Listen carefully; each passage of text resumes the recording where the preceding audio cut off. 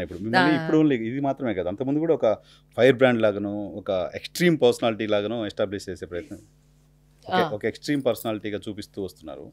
మా ఎలక్షన్స్ అప్పుడు మీరు ఎవరన్నా కొరికేశారు, శివబాలాజీ గారు కొరికేశారు అని, సో అప్పుడు ఆ బిహేవియర్ కూడా ఎక్స్ట్రీమ్ బిహేవియర్ కాదా? అది ఏం జరిగింది అసలు? మీరు అది అన్న ఫోటో ఉంటే మాత్రం ఒకటి ప్లీజ్ వేయండి. నరేష్ గారు వాళ్ళ బాడీ గార్డ్స్ వాళ్ళు ఉన్నారండి ఎలక్షన్లో. వాళ్ళు మాకు సపోర్టుగా ఉన్న ఒక అతన్ని కొట్టడానికి వెళ్తున్నారు వాళ్ళు. ఆ ఫోటోలో ఆ అబ్బాయి కూడా ఉంటాడు. ఆ నరేష్ గారు అబ్బాయి ఇలా పట్టుకుంటున్నాడు, అతనేమో ఇట్లా పారిపోతున్నాడు. ఆ ఫోటోలో క్లియర్గా ఉంది. నేను ఆ అబ్బాయిని కాపాడడానికి పరిగెడుతుంటే ఈ వ్యక్తి ఎవరైతే మీరు పేరెత్తారో ఆ వ్యక్తి ఇట్లా పెట్టాడు చెయ్యి, నేను వెళ్ళకుండా ఇట్లా పెట్టాడు, ఇట్లా పెట్టాడు, అడ్డు పెట్టాడు నన్ను వెళ్ళకుండా. సో అడ్డు పెడితే తీయి అంటే తీయట్లేదు. అప్పుడు మన ప్రెస్ వాళ్ళు ఉన్నారు, చూడండి తీయట్లేదు వీడని చెప్తే పాపం వాళ్ళందరూ ఫోటోలు తీశారు. ఆ ఫోటోలే ఇవి. వాళ్ళే నేను ఫేస్ చేసి చెప్తున్నాను, చూడండి తీయట్లేదు అని చెప్పి. అయినా కూడా తీయలేదండి ఈ అబ్బాయి. ఈ అబ్బాయి ఎంత ఎలాంటోడో ఆలోచించండి. తీయకపోయేసరికి నాకు అర్థం కాలేదు. సరే అని ఇలా కొరకపోయేసరికి కొరకపోయేసరికి నాకు ఆ కొరికే దాంట్లో కింద నుంచి వెళ్ళిపోవచ్చు కదా అని ఒక థాట్ వచ్చింది. నేను కొరకలా, కింద నుంచి దూరం వెళ్ళిపోయాను. ఇలా పట్టుకుని కొరక్కుండానే కింద నుంచి దూరం వెళ్ళిపోయాను నేను. అయిపోయింది. ఒక 5 నిమిషాల తర్వాత నరేష్ గారు ఈ అబ్బాయి వచ్చి, హేమ కొరికేసింది, హాస్పిటల్కి వెళ్ళి ఇంజక్షన్లు చేయించుకున్నా, ఇలాగా. ఈ వీడియో కూడా ఉందండి. అవును, కొరికిందని చూపించడం చూసాను నేను. ఇక్కడ కొరికాను కదా, ఇక్కడికి ఎలా వచ్చింది అంటే పైన కొరికితే కిందకు వస్తుందని నాకు కూడా తెలియదు. చూస్తాను ఫోటోస్ ఒకసారి చెక్ చేసిన. మీరు ఫొటోస్ చూడండి, ఫొటోస్ చూడండి. కొరికేసిందని బ్రేకింగ్ న్యూస్ వేశారు అంటే వీళ్ళకి లాజిక్ వద్దు. కొరికేసింది ఆ న్యూస్ జనాలు చూస్తారు అంటే అక్కడ గాయం కనపడుతుంది, వీడియోస్ కనపడ్డాయి కదా. ఎవ్వరికి ఆలోచన రాలేదా ఇక్కడ కొరికితే మచ్చ ఇక్కడికి ఎందుకు వచ్చిందని? అది కొరికిన మచ్చ కూడా కాదు సార్, ఏదో ఇలా గీరుకున్న మచ్చ. దానికి ఈయన గారి యాక్టింగ్ శుభ్రంగా ఏంటిది, హాస్పిటల్కి వెళ్ళిపోయి టీటీ ఇంజక్షన్లు చేయించేసుకుని వాళ్ళ ఫ్యామిలీ వాళ్ళు కట్లు కట్టేసి, మీరు మీడియాలో చూడండి సార్, నాకే నవ్వు వస్తుంది. మీరు ఇంకా నవ్వుకుంటారు ఇప్పుడు నేను చెప్పిన తర్వాత. అలా ప్రచారం చేశారు. అదే ఇలాగ పాపం వాళ్ళ మనిషిని ఎవరినో కొట్టబోతుంటే ఆవిడ వెళ్ళింది, శివబాలాజీ అడ్డుపడ్డం వల్ల ఇది జరిగిందని ఒక్కడు వేయలేదు సార్. తర్వాత మీరు చెప్పారు కదా ఆ విషయాన్ని. 2-3 సార్లు చెప్పాను, కానీ మీకు చెడు పాకినంతగా మంచి వెళ్ళదు. ఇప్పుడు మీరు చూసుకోండి, నాకు క్వాష్ అయింది కదా. ఇప్పుడు ఎలా క్వాష్ అయింది, దీన్ని మళ్ళీ ఎలా ఇరికిద్దామని ఆలోచిస్తున్నారేమో మరి వీళ్ళందరూని. ఒక్క న్యూస్ ఛానల్ వాళ్ళు న్యూస్ సరిగ్గా వేయలేదు. అవును, నేను ఆశ్చర్యపోయా మీరు పంపించిన తర్వాత చూసి. ఒక్క మీడియా మరి ఆ రోజు అంత న్యూస్ వేశారు కదా, ఎలక్షన్ అప్పుడు ఓట్ల లెక్కింపప్పుడు వాళ్ళు ఇష్టం వచ్చినట్టు వేస్తారు కదా. మరి ఇప్పుడు నేను మంచిదాన్ని అని తెలిసినప్పుడు మీరు ఎందుకు వేయట్లేదు? డెఫినెట్గా వేస్తుంటారు కదా, ఎందుకంటే మీరు తప్పు చేశారు. అప్పుడేమో డ్రగ్స్ తీసుకుందని వేసి ఇప్పుడు తీసుకోలేదని వేస్తే మనం వేసిన వార్త తప్పవుద్ది కాబట్టి ఇలాగే సైలెంట్గా ఉండాలనుకుంటున్నారేమో. లేకపోతే దీన్ని అసలు ఎలా ఇరికిద్దాము, అసలు ఏ కేసులు పెట్టారు, ఏ కేసులు క్వాష్ చేశారు, అసలు దీన్ని మళ్ళీ ఇంకొకసారి బ్యాడ్ చేద్దామని ఏమన్నా ఇంటర్నల్గా ఏమన్నా చర్చలు జరుగుతున్నాయేమోనండి. ఎందుకంటే నేను ఇంక వీళ్ళని నమ్మదలుచుకోలేదు. జనరల్గా మీడియా, నేను దాదాపు 2 దశాబ్దాలుగా మీడియాలో ఉన్నాను, పర్టికులర్ ఎలక్ట్రానిక్ మీడియాలో. ఒక ఉమెన్కి ఏమైనా అన్యాయం జరిగిందంటే సపోర్టివ్గానే ఉంటాం. అవునండి, సపోర్టివ్గానే ఉంటాం.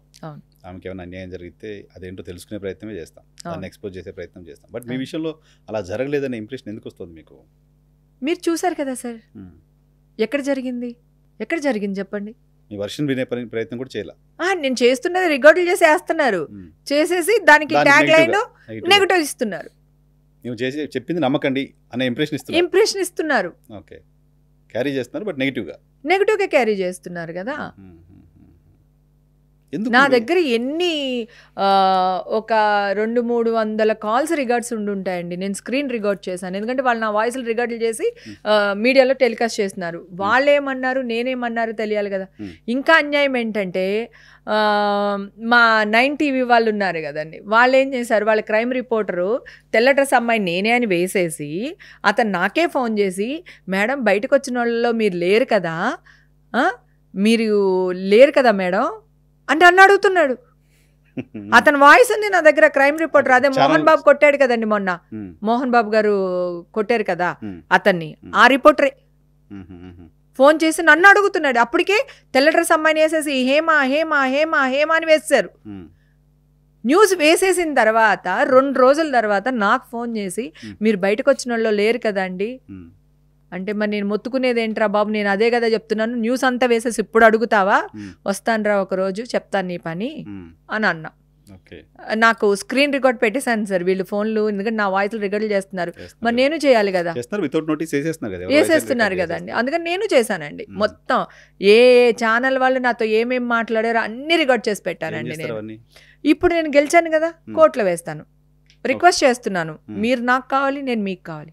ఇన్ ఫ్యూచర్ కూడా మీడియా వాళ్ళు, మీడియా మిత్రులతో కలిసి ఉండాల్సిందే. ఇండస్ట్రీ మీడియా, రేపొద్దు నేను సినిమా యాక్ట్ చేస్తాను, మంచి క్యారెక్టర్లు చేస్తాను, వీళ్ళే నాకు మంచి పబ్లిసిటీ ఇవ్వాలి. లేదు రాజకీయాల్లోకి వెళ్తాను, వీళ్ళు తోడు లేకుండా నేనేం చేయలేను కదా.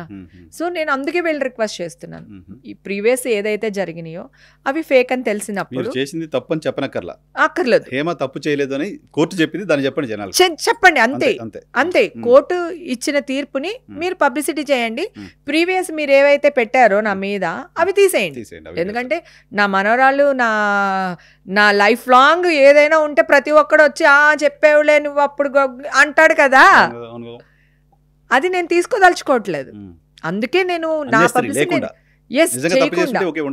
ఉండని, వాళ్ళు తీస్తారేటండి తప్పు చేస్తుంటే, నేను ఈ రోజు ఇలా మాట్లాడగలుగుతానో పోని చెప్పండి, మాట్లాడలేను కదా నేను.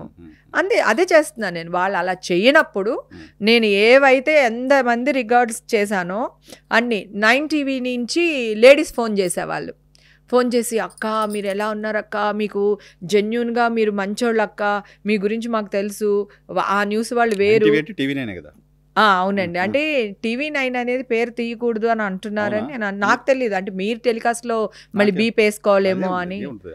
అలా అయితే నాకు అసలు ప్రాబ్లమే లేదు. TV9 వాళ్ళు, NTV వాళ్ళు, న్యూస్ క్రైమ్ రిపోర్టర్స్ వాళ్ళిద్దరు కూడాని, రమేష్ వైట్ల అండ్ దీంట్లోనేమో రంజిత్ అనుకుంటాను TV9లో, నాకు అతని పేరు ప్రాపర్గా గుర్తులేదు.